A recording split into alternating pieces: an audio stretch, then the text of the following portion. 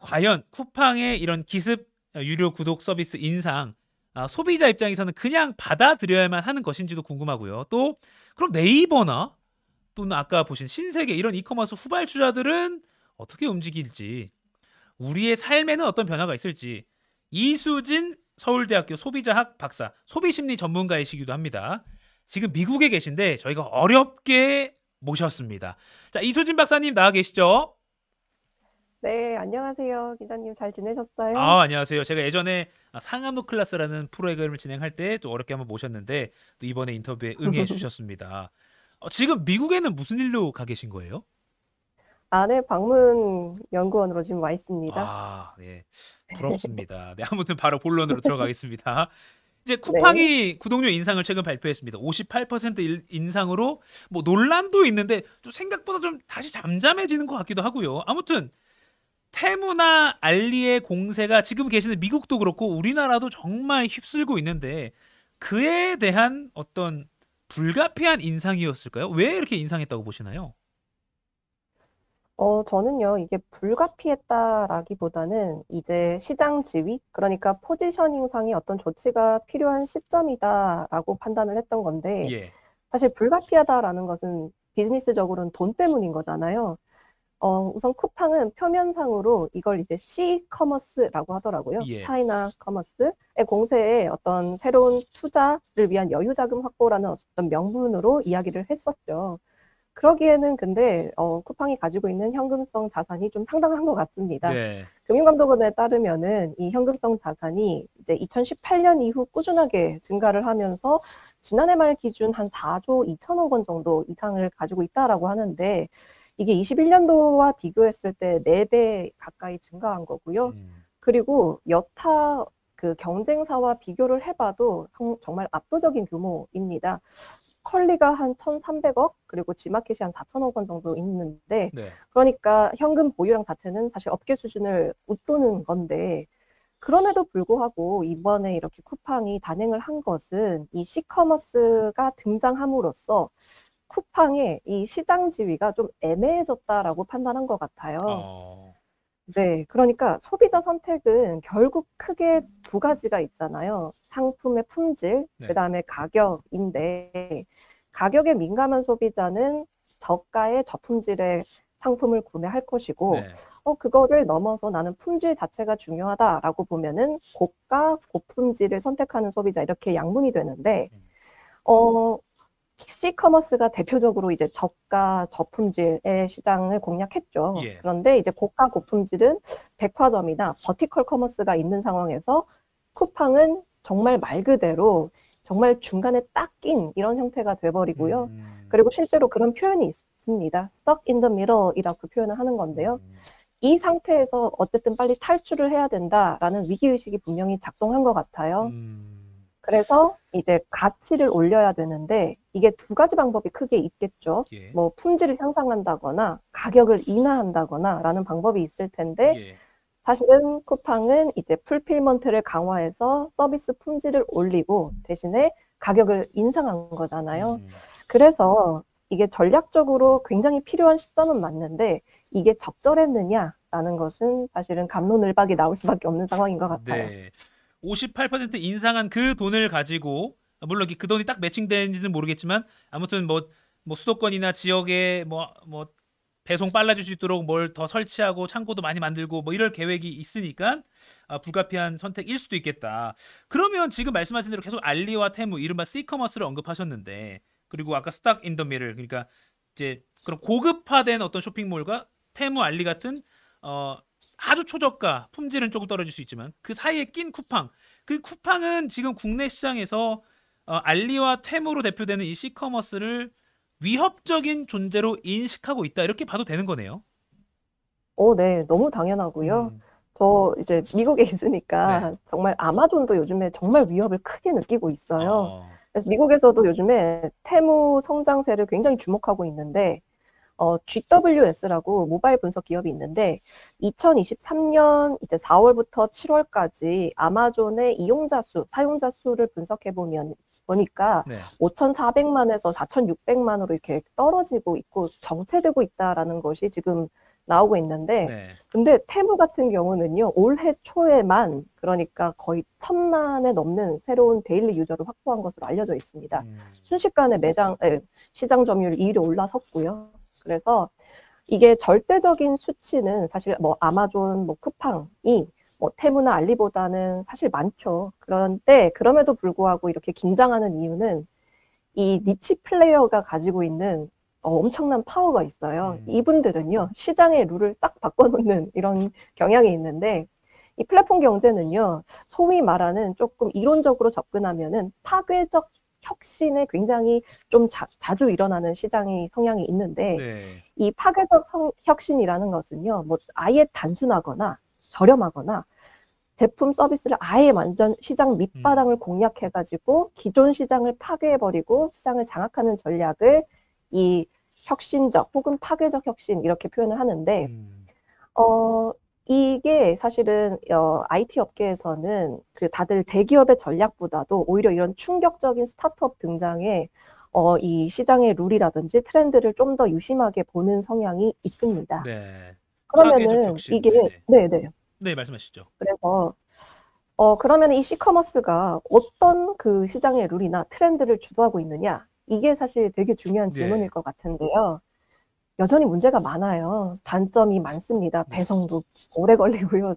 뭐 상품의 질도 그렇게 좋지 않다. 이런 평가도 있습니다. 그렇죠. 그런데 이게요, 소비 행태, 소비 심리적으로 보면은요, 굉장히 혁신적인 면이 분명히 있는 건 단순하게 값싼 품질을 판매하는 것이 아니고요. 자세히 보시면은 테무나 알리 같은 경우는요. 커머스이긴 한데 약간 컨텐츠 프로바이더 같은 느낌이 있어요. 이게 무슨 말이냐? 그러니까 틱톡이나 숏폼 같은 플랫폼에 요즘에 익숙해진 젊은 소비자들이 좋아할 법한 이 유저 경험들을 굉장히 잘 녹여져 있는 플랫폼이거든요. 네. 그래서 우리가 이전에는 뭐 어떤 상품을 구매할 때 검색창에다가 뭐 노트북 이렇게 해서 구매를 했다면은 그게 아니고 우리 SNS를 이렇게 스크롤링 하면서 이렇게 편하게 보다가 네. 재밌네? 하고 하는 것처럼 이 아주 희귀하고 아주 특이한 제품들을 그냥 구경하면서 재밌게 구매할 수 있게끔 UI, UX를 구성을 잘했거든요. 되게 새롭고요. 되게 트렌디합니다. 그렇기 때문에 이 빅 플레이어들이 당장의 수익성은 조금 물론 적을지라도 이들을 견제하는 이유가 되는 점은 분명해 보인다라고 저도 개인적으로 생각하고 있어요. 그렇군요. 약간 컨텐트 프로바이더 느낌도 말씀하셨는데, 그러니까 약간 쇼핑에 늪에 빠지게 만드는 것 같아요. 계속 보다가 이거 나 이거 쇼츠에서 본 건데 이거 인스타 인플루언서가 쓰던 그 제품인데 하면서 막 사게 만드는 이 나쁜 알겠습니다. 그러면요. 다시 국내 상황으로 돌아와서 쿠팡이 58%나 기습 인상을 했는데, 그러니까 정말로 58%라는 숫자도 크고 기습 인상이라는 표현도 과하지 않은 상황인데, 그래도 쿠팡은 그래도 우리 소비자들 이탈 많이 안 할 거야라고 예측한 걸까요? 우리는 이걸 그냥 바라만 보고 있을 수밖에 없는 상황인 건지, 쉽게 취소를 하지 못한 이유는 또 뭘지 좀 궁금합니다. 네, 이걸 약간 심리학적으로 해석을 해보면 되게 재밌는데요. 네. 쿠팡 같은 경우는 자신이 이제 쿠팡 생태계를 구축했다라는 어떤 굉장한 자신감을 가지고 있는 상황인 것 같습니다. 네. 쉽게 말하면은 이걸 묶음 가격 전략 이렇게 표현하죠. 네. 영어로는 번들링 프라이싱 이렇게 표현하는데 이게 구독 경제를 기반으로 하는 플랫폼사들이 제일 많이 하는 전략인데 이 묶음 가격 전략이라는 게 말 그대로 여러 개 제품이나 서비스를 한 세트로 묶어가지고 하나의 가격으로 책정해서 판매하는 방식인 건데 네. 각 가격의 상품의 총합보다는 좀 더 저렴하게 해서 이용할 수 있도록 제공하는 거죠. 이게 대표적으로 어떤 경쟁사로 이탈하지 못하게끔 이렇게 묶어두는 장치인 건데 네. 제가 이제 실제 소비자 이야기를 들어보니까 얼마나 재밌었던 게 오히려 쿠팡이 가격을 올렸는데 넷플릭스를 취소했다 이렇게 말씀하시는 분들이 꽤 있으시더라고요. 특히 남성분들께서 이제 쿠팡 플레이에서 제시하는 이제 그 스포츠 맞아요. 중계를 축구 놓칠 같은 수가 거. 없다 이렇게 네. 네 그렇게 이야기하시더라고요. 어떤 한 분이 그렇게 이야기하셨는데 그런 것처럼 사실 이미 쿠팡 같은 경우는 자사의 어떤 역량 검증을 충분히 한 상황에서 우리들이 소비자들의 어떤 묶음 상품을 잘 구축했다, 생태계를 잘 구축했구나라는 이 평가를 스스로 조치한 다음에 이렇게 한 어떤 결과가 아닐까라고 봅니다. 그러니까 우리가 올려도 쓸 사람은 계속 쓸 거니까 올려도 돼라는 당연히 그런 경영적 판단이 있으니까 한 거겠죠. 자신감을 바탕으로 아까 말씀하신 게 묶음 가격 전략이나 또 생태계를 이미 구축했고 우리가 그 생태계에서 지금 살고 있으니까 거의 사실 쿠팡 없이는 정말 생활이 불편해질 정도로 쿠팡에 의존한 분들 많이 있는 것도 현실이니까요. 알겠습니다. 자, 그러면 아까 제가 서두에 좀 소개해드린 게 이제 뭐 네이버나 신세계 같은 다른 이커머스 후발주자들이 쿠팡 구독료 인상으로 그래도 이탈된 손님이 있지 않을까? 빨리 이탈하세요 라면서 막 뭐 할인 지금 내놓고 있거든요. 이런 움직임이 어떤 탈 쿠팡 가속화하는 데 좀 효과가 있을지 아니면 더 나아가서 쿠팡의 위상 변화까지 좀 영향이 있을지 어떻게 좀 전망하십니까? 네, 이건 정말 사견이 많이 들어갈 네. 수밖에 없는 의견일 것 같은데요. 저는 개인적으로 이게 네이버의 향방에 따라 영향을 좀 많이 받을 것 같아요. 어. 사실 양강구도이거든요. 지금 한국의 커머스 시장은. 그 말은 즉 무슨 뜻이냐면은 그 다른 커머스로의 어떤 탈출, 뭐 전환은 조금 저희 개인적으로는 크게 미미할 거라고 생각을 합니다. 네.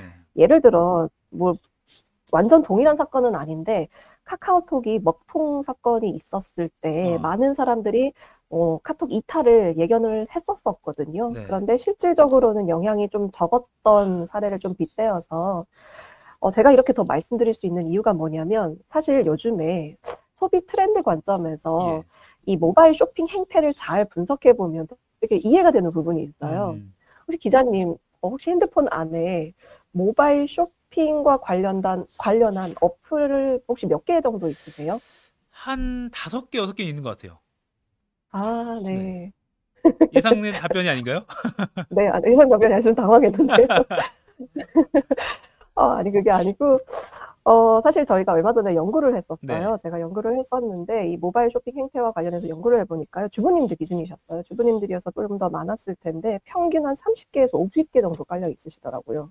앱이요? 네, 네네, 쇼핑 와우. 어플. 예. 정말 많죠.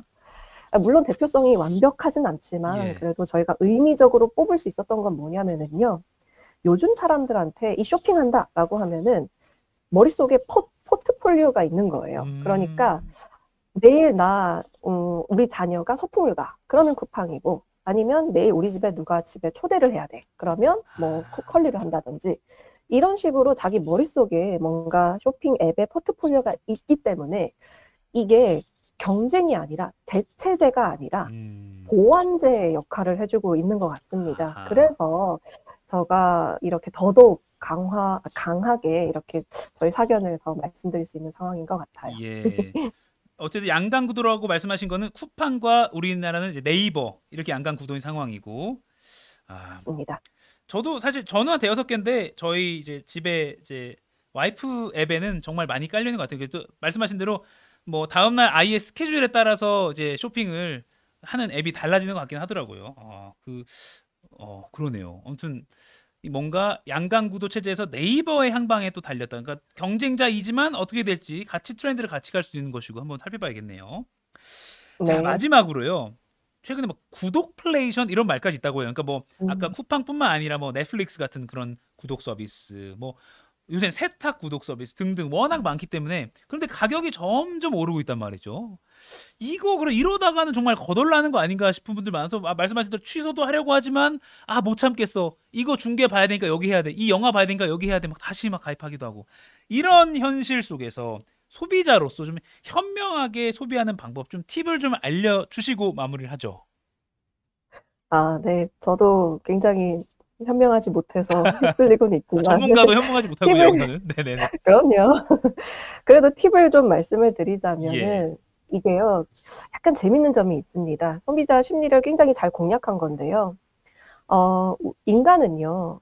총 가격보다 시간을 쪼개서 프레이밍된 가격을 상당히 매력적으로 느껴요. 이걸 무슨 말이냐면은 우리가 전체 기간 중 총 가격보다 네. 일별이나 월별 가격으로 이 쪼개진 가격에 대해서 훨씬 더 선호하는 경향이 있거든요. 이게 실제로 행동 경제학적으로 연구가 정말 많이 증명이 된 상황입니다. 그럼 할부도 그런 사실 느낌인가요?